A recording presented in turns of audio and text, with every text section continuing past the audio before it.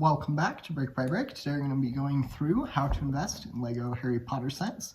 We'll be going through some of the sets that I'm currently invested in, and I'll be telling you guys some of the tips and tricks I've learned.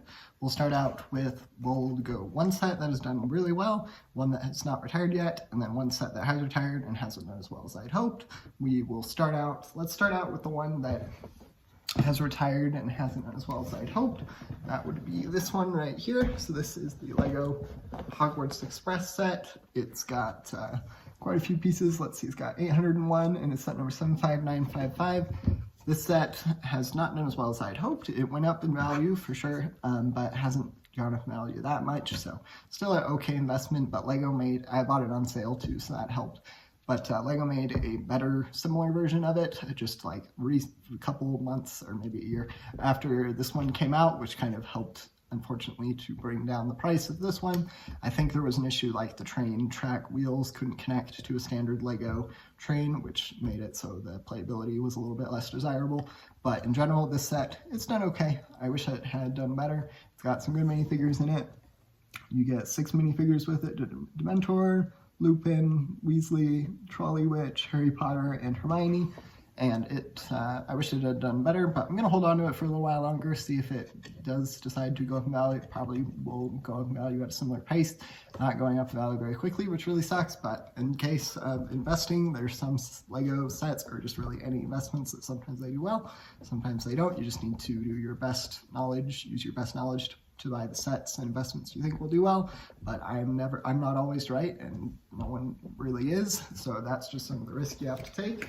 So we will put this set away here, and then we will go to a set that has not retired yet. Let me change the camera angle. So we have this set right here, it's the big one there in the corner. This is the LEGO Harry Potter Hogwarts Castle set. This one, the retirement date unfortunately keeps changing. It was meant to be, LEGO or Brick Economy estimated it would be retired by the end of the year, but it looks like it's been pushed forward another 6 months, which was really unfortunate. I was hoping to sell this set. It's been around for a while. I bought this set and a LEGO Star Wars Cloud City one at pretty much the same time, and I wish that they had done better. Well, the Star Wars one did amazing. But this set has not retired yet, and I do think it'll do well. It's already gone up in value by $70. I was able to buy it for sale, or not on sale. I was able to get it for retail price a little under $400, and then LEGO increased the price of the set to be worth about $470. It might be $475, something like that. So in general, it's still been a good one to have, and it's already increased in value, but I wanted to see that post-retirement big jump increase in value, and it looks like I'm gonna have to wait a little while before that comes to fruition, but that's totally fine. I'm totally good playing the long game with these investments. Waiting, I do think it will do well when it eventually retires, but we'll have to see. And then we will get to a set that has done really well. This one right here. I have quite a few of these little LEGO Aragog's Lair sets. It's a pretty simple build. You get the 2 minifigures as well as Aragog, and then the little tree there with a bunch of little spiders, some playability features. And this set has done quite well. I was able to, ROI-wise at least, it's still a small set, so I haven't made that much money from it. But in general, it was a cheaper investment to purchase. So I got these for various price points between $9 and $12. I believe they retail for $15, so I was able to get all of them on sale, some for a better sale than others. But in general, this has been a good one to have, and it is now worth somewhere in the range of like $25 to $30.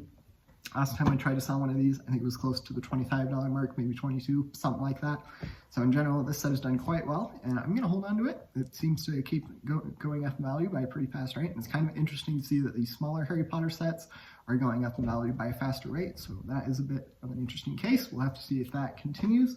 But in general, LEGO Harry Potter can be a great thing to invest in. I wouldn't recommend that be the majority of your LEGO investing collection. Generally, LEGO Star Wars is a little bit less risky, but it can be a good way to add some diversity to your LEGO investing collection. It's the set theme I invest the second most into, so still a pretty decent sized proportion of my LEGO investing collection, but I do try to primarily stick with the LEGO Star Wars investments. I've made a video on that. I don't know if it's out yet, but I will make sure to release it shortly. And feel free to let me know if you have any questions about anything we went over today. Don't forget to like and subscribe. Thanks. Bye.